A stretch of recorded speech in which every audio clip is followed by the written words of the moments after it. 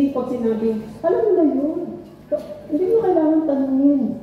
Kailangan pagkakaan ako ay tanungin. Hindi nga, alam mo na yun.